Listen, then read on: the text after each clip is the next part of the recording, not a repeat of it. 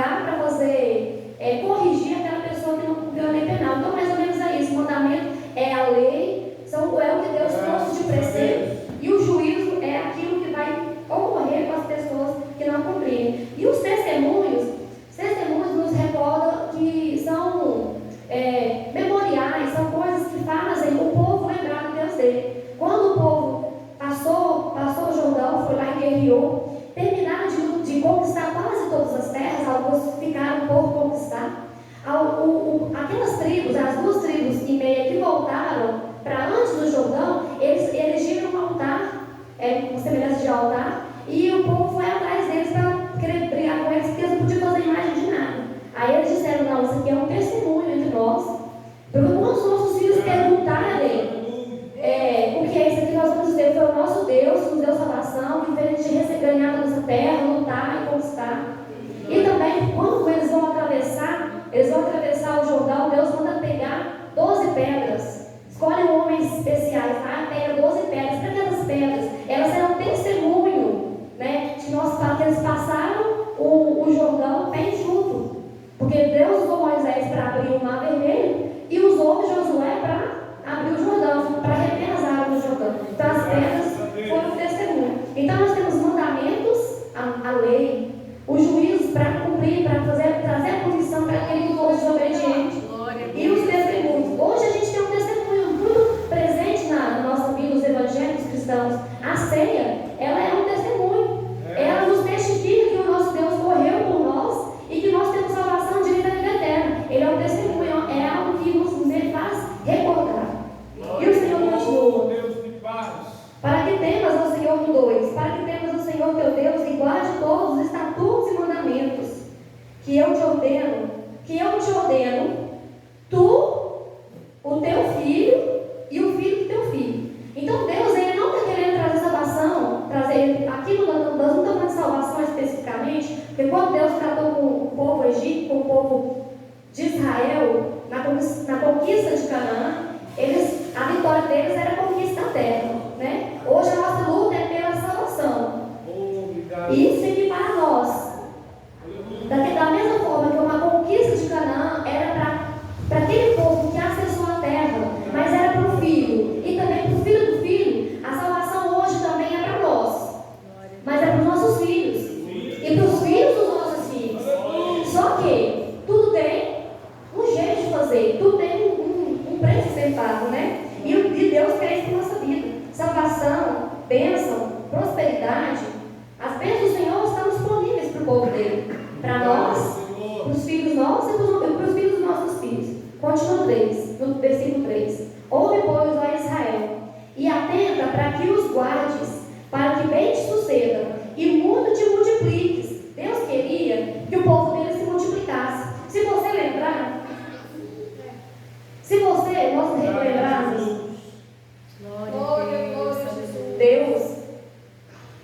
Deus quando tira o povo do Egito, ele tira o povo do Egito em resposta ao clamor do povo. O povo foi clamando, o clamor subiu até Deus e Deus mandou um libertador. Usou Moisés para isso. Só que Deus mandou eles para Canaã, para conquistar uma terra que eles não plantaram, que eles não edificaram, e eles vão receber aquilo tudo pronto para eles. Vai ter guerra, eles tiveram que lutar, guerrear, mas Deus estava com eles, vencendo a guerra por eles, lutando, porque Ele é o Senhor dos exércitos. E aí, só que Deus, Ele queria que o povo dele se multiplicasse, porque Deus tem prazer que o povo dele, um povo que tem temor, um povo que anda em retidão, que esse povo se multiplique. Do contrário, Deus não quer que se multiplique o ímpio. Se nós formos aqui para o Deuteronômio 7, de 1 a 2, vou ler que está pertinho.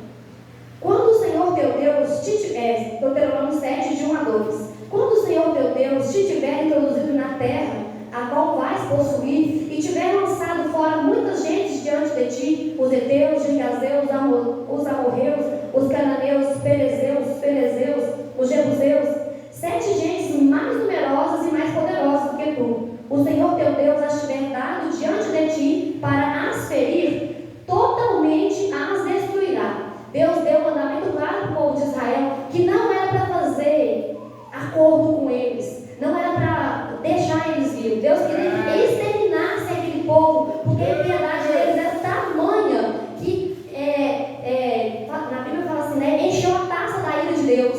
Quando um povo, ele vai tendo, uma pessoa vai andando em tantos caminhos ruins, a ira do Senhor, ela tem um limite. Nós vamos ver isso acontecer em alguns momentos.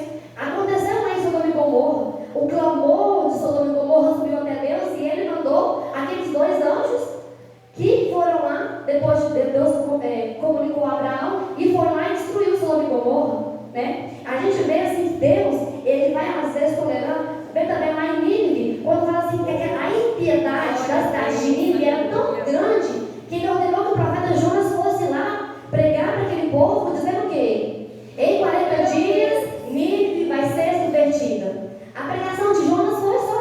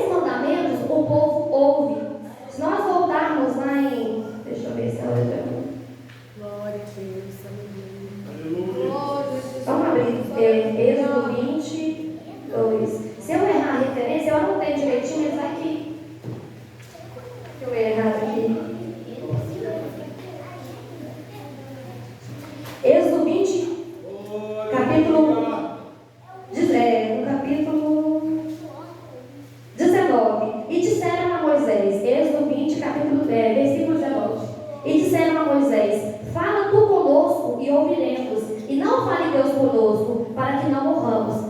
Do início do capítulo 20 até o 19, Deus estava falando com o povo.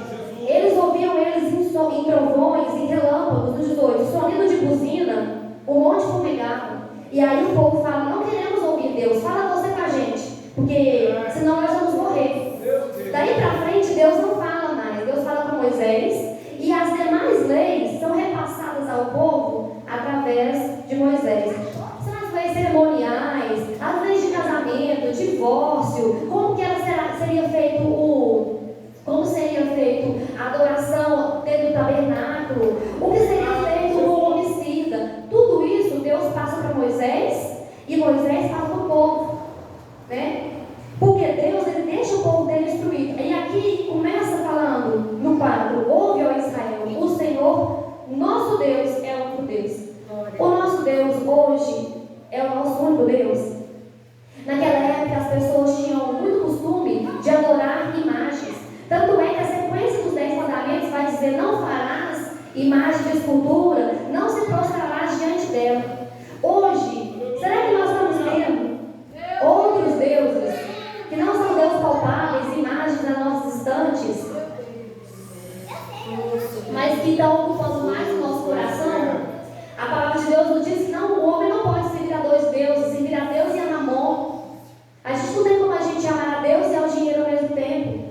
A palavra de Deus diz que ele não divide a glória dele com ninguém. Que se alguém amar a seu pai, a sua mãe, a sua esposa, os seus filhos mais do que Deus, ele não é digno. Então hoje nós estamos realmente colocando o nosso Deus em prioridade. Eu falo para mim, porque muitas vezes a gente fala: Senhor, eu sou meu único Deus, mas a gente tinha praticamente nenhum tempo para falar com o Senhor. E para as outras coisas, às vezes para os afazeres da casa, às vezes para o passatempo, a gente tira. Possamos refletir. Aleluia. Amarás, pois, o Senhor teu Deus de todo o teu coração, de toda a tua alma e de todo o teu poder. Tem lugares que vai dizer de todas as tuas forças. Então Deus, ele não quer que você só trabalhar muito na casa do Senhor, mas o seu coração está lá. A palavra de Deus diz que aquele povo, né, Jesus veio e muitos não creram neles, os fariseus não creram neles. E ele fala: esse povo me honra com os lábios, mas o meu coração, o coração deles não está em mim. Então Deus, ele não quer só o seu trabalho na casa dele. Ele quer o seu coração, a sua alma e toda a sua força. Não quer dizer que ele está te chamando para ser missionário, para abandonar aqui para lá, não. Não é isso. Mas dentro do que Deus colocou você, se Deus colocou você lá no seu serviço, que as pessoas olhem para você e vejam que você tem um coração voltado para Deus, que você honra a Deus no serviço que você faz. A palavra de Deus diz que a gente honra a Deus servindo bem o nosso chefe, servindo bem, trabalhando direito. Então a gente honra a Deus em qualquer lugar. Você honra a Deus sendo uma esposa submissa, sendo um exemplo dentro da sua casa.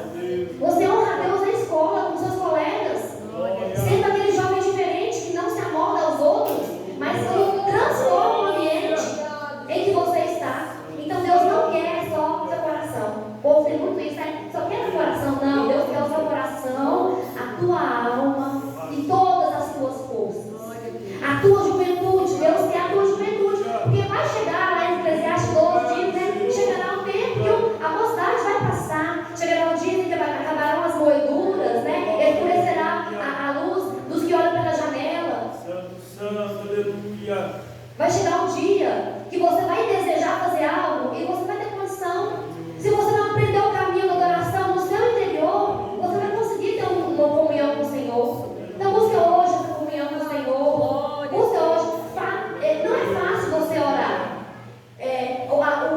A vida de oração é assim: você começa a orar, vai orando, está muito bom, ora, de repente você para um pouquinho. Aí você esfria de um jeito que você parece que esqueceu como é que orava. Aí você começa de novo, engatinhando, vai de novo. Aí parece que você esqueceu. É como se sentisse que o Espírito Santo saiu de perto e você sai assim: oh meu Deus, o que eu faço? Eu continuo buscando o Senhor. 6. E essas palavras que hoje te ordeno estarão no teu coração, e as intimarás a teus filhos, e delas falarás, sentado em tua casa, e andando pelo caminho, e deitando-te e levantando-te.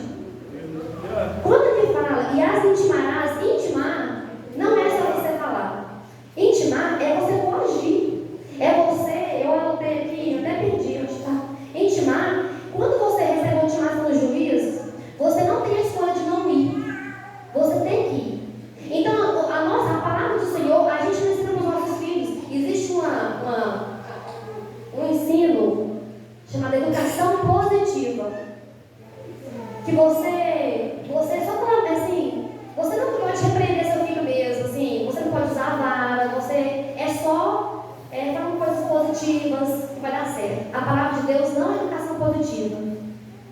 A palavra de Deus é diferente. Ela diz aqui: e intimarás teus filhos, e dela falarás sentado na tua casa, andando pelo caminho, deitando-te e levantando. Ou seja, em todo tempo a palavra do Senhor tem que estar na sua boca. Mas para ela estar na sua boca, ela tem que estar primeiro no seu coração. Como é que a boca vai falar uma coisa que você não sabe? A palavra de Deus ou é um provérbio agora? Que a boca fala, do coração está cheio. Não tem como a gente falar algo do nosso coração está vazio. Então, a gente tem que estar conhecendo a palavra do Senhor. Também atarás por sinal na tua mão, e te serão por testeiras entre os teus olhos. Os judeus, como eles ainda estão na lei, eles têm o costume, eles usam, os homens, eles usam uma peça chamada tefilim, ou também chamada de filactério. Jesus disse para os fariseus que eles alargavam os filactérios. Deixa eu ver se eu mando para o Neto, se você consegue colocar para mim ali. Só para os irmãos verem do que se trata. E Jesus vai dizer assim que os fariseus, eles alargavam. Então, o filactério ou tefilim são fitas, é uma caixinha, e dessa caixinha saem fitas que eles enrolam no braço. Você pode colocar para nós lá? Eles enrolam no braço. Para quê? Para dizer que a palavra do Senhor vai estar vai estar em você lá. Vamos ver se você comentar. Aquela caixinha na testa, são duas partes, ela termina ali no braço. Então a palavra do Senhor, ela vai estar grudada em você. E tanto que Satanás conhece a palavra e ele valoriza a palavra, sabe o poder disso? Que lá em Apocalipse vai dizer que o sinal da besta, ele vai ser colocado onde? Na testa e na mão. Onde vai parar ali, ó, o filactério? Então, não estamos dizendo que a gente hoje precisa fazer o filactério, nós não estamos na lei. Mas essa palavra, melhor do que ela está na nossa pele, na nossa testa, ela tem que estar dentro de nós. Glória a Deus. Dentro de nós. E ela só pode estar dentro de nós se você usar ela, se você meditar nela, se você conhecer ela. Glória a Deus. Está verdade. E asas escreverás nos umbrais da tua casa e nas tuas portas, né? Por que não colocar um versículo na sua casa? Toda vez que você vai para aquele versículo, você vai meditar na palavra do Senhor. Coloca palavras de bênção na sua casa. Aleluia. Havendo-te, pois, o Senhor teu Deus introduzido na terra que jurou a teus pais, Abraão, Isaque e Jacó, te daria grandes e boas que tu não edificaste, e casas cheias de todo bem que tu não enchestes, e poços cavados que tu não cavaste, e vinhas e olivais que tu não plantastes, e comeres e te fartares. Deus estava dizendo para eles: quando eu te entregar tudo o que eu prometi, Deus tirou eles do Egito e falou: vou levar vocês para uma terra que mana leite e mel. Então, quando eu colocar vocês naquela terra, eles vão sair de uma situação de total escravidão, que eles não eram donos nem dos corpos deles, e eles vão passar a ser um povo livre. Os fariseus tinham orgulho de dizer assim: quem é Jesus para falar de Jesus dizer se conhecer, se o filho vos libertar, verdadeiramente sereis livres. E os fariseus vão questionar: mas quem é você para dizer? Nós não somos presos, nós somos filhos de Abraão, nós somos povo livre, né? E então Deus vai tirar o povo do Egito, e eles vão ter uma terra que vai só ter sua abastança. E aí pode correr um grande risco que muitas pessoas às vezes correm nesses dias, de ter muita facilidade na vida e esquecer que quem provê tudo é Deus. Quem provê tudo que nós temos, o ar que nós respiramos. Você já imaginou? Uma cidade, você olha elas por volta, quase não tem árvore, é quase tudo asfalto, tudo casa. Mesmo assim tem um ar para você respirar, não tem? E a gente às vezes não repara isso. Nós temos tanta coisa que é de graça, que Deus nos dá assim, só pelo amor, pela bondade dele, né? E a gente às vezes não repara. E às vezes quando Deus nos dá coisas demais, nos dá bênçãos demais, nós corremos o risco de nos esquecermos. Então Deus adverte o povo dele. Quando acontecer isso, quando vocês receberem todas essas bênçãos, quando você receber aquela bênção que você pediu para Deus, você orou, você pediu, você recebeu, guarda-te e que não te esqueça dos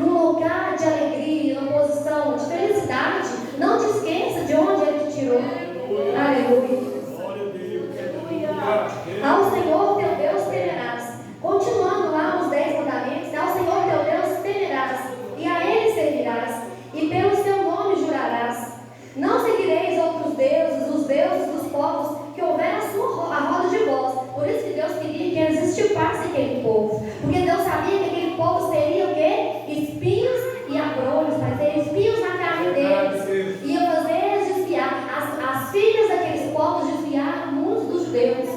E Deus avisou para eles. Aleluia. Deus poderoso. Não seguireis outros deuses, os deuses dos povos que houver a voz de vós, porque o Senhor, vosso Deus, é um Deus zeloso no meio de ti, para que a ira do Senhor teu Deus não se acenda contra ti e te destrua de sobre a face da terra. Nós vamos ver a ira de Deus acendendo contra Coré, Datã e Abirão. A ira de Deus acendeu a eles porque aquele povo começou a murmurar, começou a não aceitar a autoridade dada a Moisés por Deus. Assim, quem é você? Nós também somos um povo especial. Você acha que você é mais especial? Deus tirou aquilo, Deus tirou a murmuração deles, com a insubordinação deles, e deu para eles uma morte igual nunca teve outra. Nem sei se foi morte, né? Tem gente diz que eles não morreram, que eles foram engolidos, não morreram. Eu anotei outras. Eu vou passar pela casa do tempo. Aleluia. Então, para que Deus não acenda a ira dele contra você. Hoje nós não estamos debaixo da lei, como estava Coré, Datã e Abirão. Hoje nós estamos debaixo da graça. Mas hoje é muito mais fácil a gente entristecer o Espírito Santo. Na lei, o homem, para professor para adulterar, ele tinha que ter um relacionamento com o homem com uma mulher casada, né? Para ter o adultério. Jesus vai dizer para nós na graça que basta você intentar no seu coração algo que você já está adulterando. Então a graça, ela é maravilhosa. Ela nos faz escapar da lei. A lei, ela é muito dura. E a própria Bíblia nos diz que ela não é possível de ser cumprida. Por isso nos veio a graça com a morte de Jesus. Mas da mesma forma, a palavra de Deus vai dizer que o Senhor agora ele quer adoradores em espírito e verdade. Ele quer pessoas do coração voltado a Ele. E quando o coração... E quando o nosso coração ele não está em Deus, fácil é de nós cobiçarmos todas as coisas que nos afastam do Senhor. Aleluia. Não tentareis o Senhor vosso Deus, como o tentastes em Massá. Em Massá, lá em Números 20, versículo 12, o povo começa a murmurar. Deus tinha acabado de enviar para eles o maná, depois Deus envia as codornizes, aí de repente eles começam a murmurar porque não tem água. E aí Deus, ele não se agrada dessa murmuração. Na verdade, o povo de Deus, ele murmurou. Tanto é que aqueles que saíram do Egito não entraram na Canaã, exceto Caleb e Josué, e os menores de 20 anos de idade, né? Todos morreram no deserto. Porque Deus ele não se agrada da murmuração. Isso fala muito comigo. Eu, quando vou ficando cansada, se eu estiver acordada, descansada, eu estou bem. Aí vai lá pelo final do dia, eu já estou cansada, e dependendo também da situação que eu me encontro, eu começo a murmurar. E Deus não se agrada de murmuração. Tem uma passagem que assemelha a murmuração. Murmuração é semelhante a alguma coisa. Achei que murmuração é como se você não tivesse fé em Deus. Algo assim, não vou lembrar agora. Mas Deus não se agrada de murmuração. Isso é para mim. Deus fala muito comigo. Nós possamos refletir sobre a murmuração, porque ela afasta a bênção do Senhor na nossa vida. Aleluia. Diligentemente guardareis os mandamentos. 17. Diligentemente guardareis os mandamentos do Senhor vosso Deus, como também os seus estatutos, os seus testemunhos e os seus estatutos, que te tenho mandado. Pastor Nilton fala muito essa palavra, né? Assim, se é uma palavra, ele fala assim, a palavra que nós devemos ter muita diligência. Diligência é você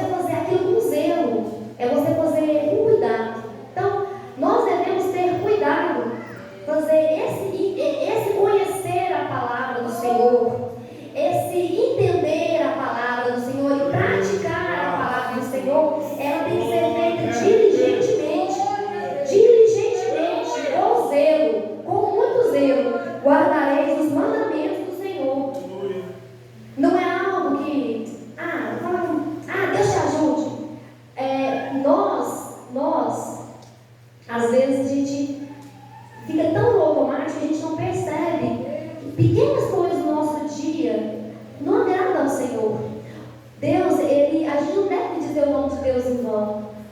Tem outras coisas que não agradam o Senhor, às vezes coisas que entristecem o Senhor. Nós temos que ter zelo com a palavra de Deus. Não só com o estudar a palavra, mas com o praticar a palavra. Aleluia. Glória a Deus. E farás o que é reto e bom aos olhos do Senhor, para que bem te suceda, e entres e possuas a boa terra, sobre a qual o Senhor jurou a teu Deus. Deus se agrada de pessoas retas. Aí a gente vai lembrar aqui, ó, e farás o que é reto. Lá em Jó 1, 1 Jó, versículo 1, Deus fala, né? Havia um homem na terra de Uz, homem reto. Vocês lembram de Jó? Ele era um homem reto, ele era um homem que chamou a atenção de Deus. Deus ele se agrada que nós tenhamos um comportamento reto. Lá também tem a passagem em Filipenses 4:8. Filipenses 4:8, Paulo vai nos advertir a gente pensar nessas coisas. Aleluia. Glória a Deus. Quanto ao mais, irmãos, tudo que é verdadeiro, tudo que é honesto, tudo que é justo, tudo que é puro, tudo que é amável, tudo que é de boa fama, e se há alguma virtude, e se há algum louvor, nisso pensarem.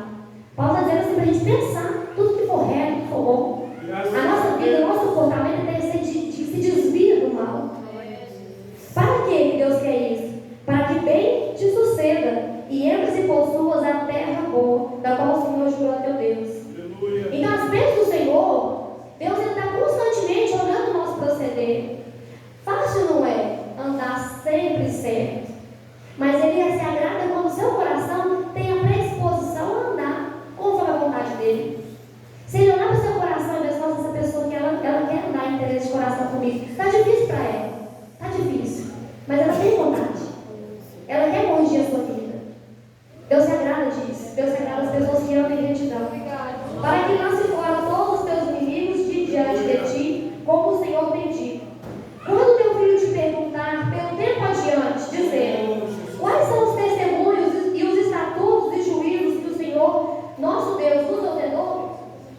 A palavra de Deus vai nos dizer lá em Salmos 78:1, né? Para nós, fala assim: nós poderemos os nossos filhos, bem cumpriremos, mostraremos à geração futura o que o Senhor fez.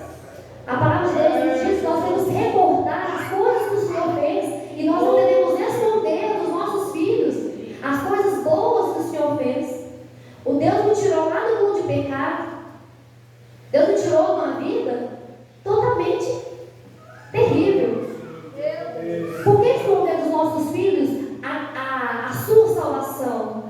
Às vezes nós temos medo de contar para os nossos filhos que a gente teve uma vida desregrada. Mas quando você às vezes contar isso, você vai ver: nossa, mãe, a senhora era desse jeito. E Deus transformou a senhora desse jeito. Porque sabe o que acontece? Os filhos da gente pegam a gente já desse jeito e acham que sim, que a gente já é assim, né? Já ora, já busca o Senhor, já quer louvar. Mas não vê a Maraísa lá de trás. É aquela Maraísa que Jesus salvou, né? É aquela outra lá no passado. Então nós não devemos esconder dos nossos filhos as maravilhas, as obras que Ele fez na nossa vida. Então dirás: teu filho era no servos de Faraó no Egito, porém o Senhor nos tirou com mão forte do Egito. E o Senhor fez sinais grandes e penosas maravilhas no Egito a Faraó e toda a sua casa aos nossos olhos. Quantas maravilhas Deus fez diante dos seus olhos. Tem certeza que às vezes você não tem uma experiência miraculosa de cura, mas você viu o agir de Deus em pequenas coisas na sua vida? Tem certeza? Porque senão você não estaria aqui ouvindo essa palavra. O Senhor, Ele faz pequenas coisas todos os dias na nossa vida. Todos os dias Ele está nos mostrando o amor dele. Eu às vezes quando passo pelas árvores, sabe essas árvores amarelas, ou bem florido, que vem que faz aquele tapete no chão assim, eu estou igual o irmão, ele fala: eu contemplando aqui, eu fico contemplando aqui com o Senhor. Obrigada por me permitir ver tamanha beleza. Deus, Ele nos dá presentes diários. Imagina os grandes, né? Aleluia. E dali nos tirou para nos levar e nos dar uma terra que jurara aos nossos pais. E o Senhor nos ordenou que fizesse todos esses estatutos para temer ao Senhor, nosso Deus, para o nosso perpétuo bem, para nos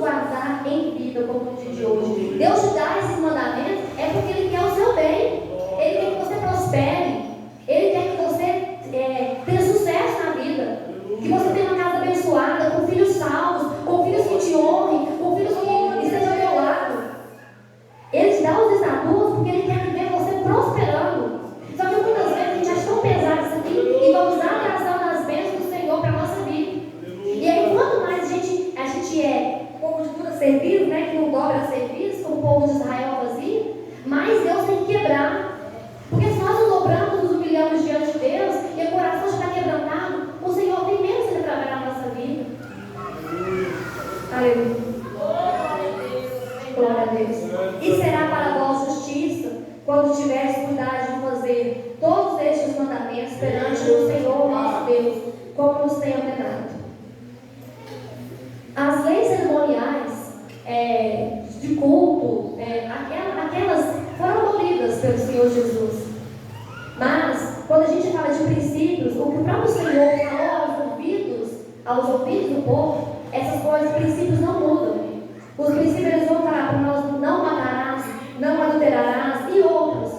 Só que quando Jesus vem, ele resume os mandamentos em 2 mandamentos: amarás o teu Deus de todo o teu coração, de toda a tua alma, né? E ao próximo como a ti mesmo. Se o seu coração estiver no Senhor, totalmente, a sua alma, todas as suas forças estiverem no Senhor, e você ouvir a voz dele, todos esses mandamentos serão fáceis de serem cumpridos. Não serão peso para você, não serão peso para mim. Por isso nós devemos estar em Deus, buscar a Deus, conhecer Deus através da palavra dele, deixar que ele faça a obra que ele tem preparado para cada um de nós. Porque Deus, ele faz em cada um alguma coisa. Às vezes Deus levantou um pastor para ser pastor. Todos aqui seremos pastores? Não. Mas você pode falar de Jesus para uma pessoa que você encontra, um vizinho seu. Você pode ser o instrumento que Deus vai usar para salvar uma alma. Imagina, a palavra de Deus diz que uma alma, ela vale mais que todas as riquezas do mundo. Se você falar de Jesus para uma pessoa e essa alma se converter ao Senhor, que glória, que alegria, que festa no céu. Mas antes de você levar o Senhor para alguém, você cumpra essa palavra, porque era salvação para você. Primeiro a salvação para você, que já está ouvindo essa palavra hoje, né? E a palavra de Deus nos diz assim, né? Quando ouvires, né, essa palavra, não endureçais o vosso coração. Não resista. Ah, isso não é para mim. Isso é para mim. É para mim, essa palavra é para mim, mas é para todos nós. Para todos nós. Obrigado. E como que essa palavra se aplica na minha vida hoje? Porque eu estou lendo um texto aqui de quantos mil anos atrás. Como é que ela se aplica hoje na minha vida? Primeiramente, eu tenho que crer que essa palavra aqui, ela é verdade. Ela é toda verdade. Se eu acreditar na metade dela e não acreditar na outra metade, vai ficar errado. Não vai dar certo. Então, eu tenho que crer que ela é toda verdade. Além de crer, eu tenho que conhecer. Ou seja, eu tenho que ler. Eu tenho que conhecer. Basta conhecer? A palavra nos diz: não sejais apenas ouvintes, mas praticantes. Então eu tenho que conhecer, ler, ouvir, mas praticar. E por fim, eu tenho que ensinar com insistência. Ensinar o seu filho com insistência. Nós que somos pais, nós devemos ensinar hoje, ele não vai querer, amanhã vai ensinar de novo, ele vai querer, ele vai ensinar de novo, ele vai querer. Mas isso vai salvar a alma dele. Vai conduzir ele a conhecer o Deus da salvação. Lógico, cada um tem um livre-arbítrio, mas nós, como pais, nós devemos ensinar. Intimar essa palavra com os nossos filhos. Intimar. E aqui eu termino. Clamo ao Senhor Deus que essa palavra permaneça no coração de todos nós, para que ela seja transformação para as nossas vidas. Porque não é palavra minha, mas é palavra do Senhor, aleluia. Quero convidar os irmãos a ficar de pé para nós fazermos oração, para encerrar.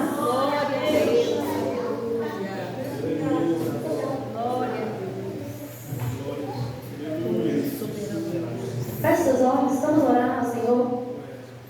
Senhor, nosso Deus e Pai, nós damos graças a Ti e reconhecemos que só o Senhor é Deus. Não há outro Deus, diante do qual nós nos prostramos, Senhor. A nossa vida está nas Tuas mãos. Nós cremos em Ti, Senhor, nós cremos nesta palavra, nós cremos